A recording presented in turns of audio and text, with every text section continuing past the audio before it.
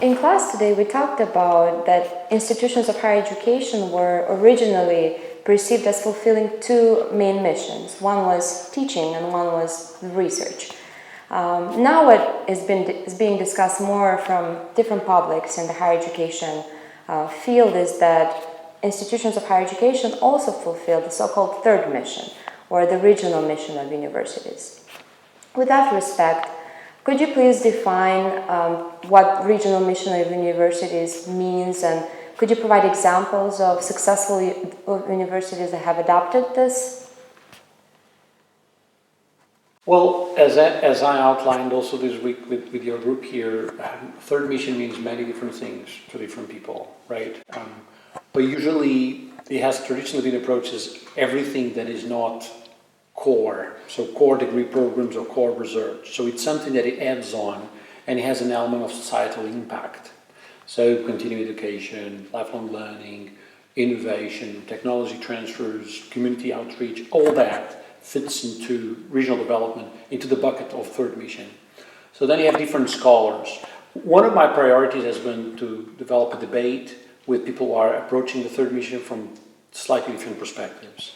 So you see in the literature basically two paradigms. There are higher education researchers writing on the third mission with a very strong emphasis on management. This is what management can do to open up universities, to make them more entrepreneurial, to engage with the community and leverage legitimacy. And then there's a different community that comes from more the economic geography side of things, with the regional science community, John Goddard, Paul Benowitz, some other colleagues. And they've been writing about the role of universities in the context of regions. But they have pretty much approached the university as a black box. They are not interested in university as an institution. They are more interested in the interplay. Now, our argument, also with a book we published together with my colleague Paul Benowitz and Glenn Jones from Toronto, is that unless you understand the complexity of the university as an organization and institution, you cannot understand the tensions that exist around regional development, right? So our scheme was about that. And we found out, as I also showed this week, that there are tensions at various levels. There are tensions that are linked to path dependencies, right, where the universities come from. If you have an history of engagement, then it's relatively easier to engage. But if you have never engaged, like some of the ivory towers, the flagship universities in Europe, it's a paradigm shift, right? And people are going to react.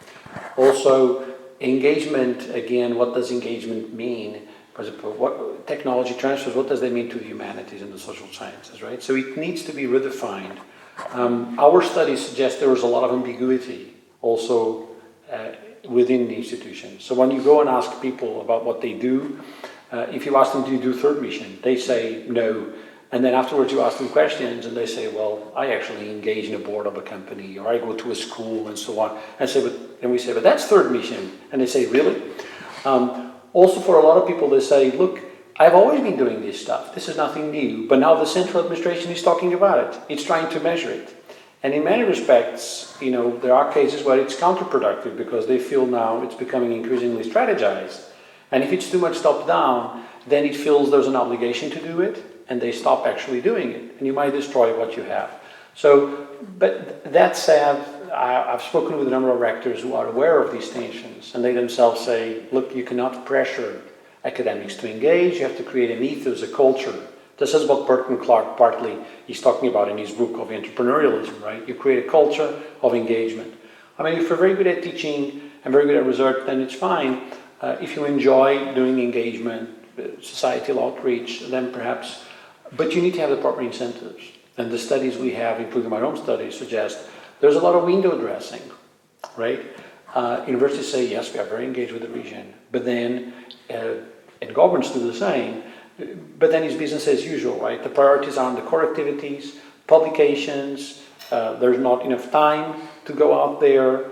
There's also a fear that bringing external stakeholders to campus, involve them with core activities like teaching, might co-opt, right?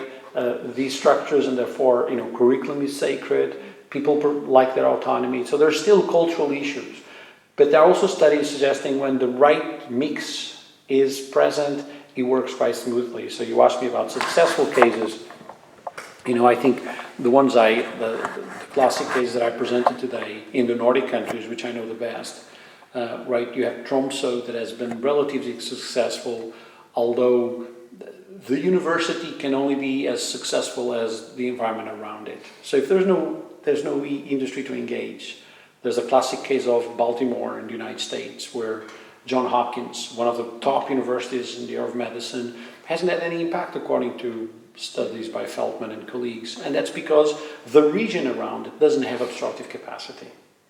So if there are no actors that can absorb, manipulate knowledge and to interact, so hence the Stanford model, right, where you train your first generation of scholars, then they open companies, and then you have a private sector to interact with, plus perhaps some of those managers in those companies are former students. So you already have some trusty relations there.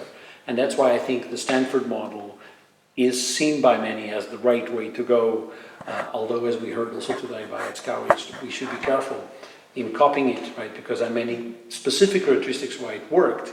So we cannot have that many Silicon Valleys outside California. But you know, so there's still a lot we have to learn.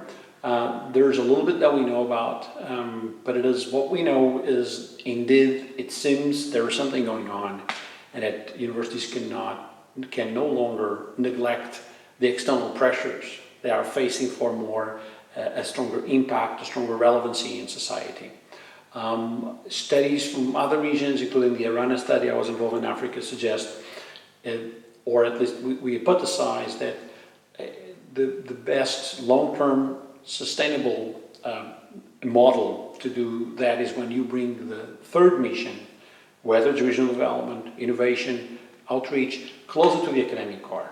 Because then it's a win-win situation, right? You revitalize the academic core, which is necessary for the university to be entrepreneurial and responsive, and at the same time, you generate social impact. But when it's one-sided, it doesn't work.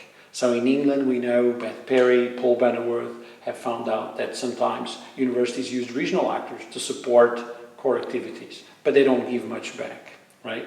We also have in my cases in Tromsø and Oulu, people were very engaged with the industry, but they were not doing any publishing.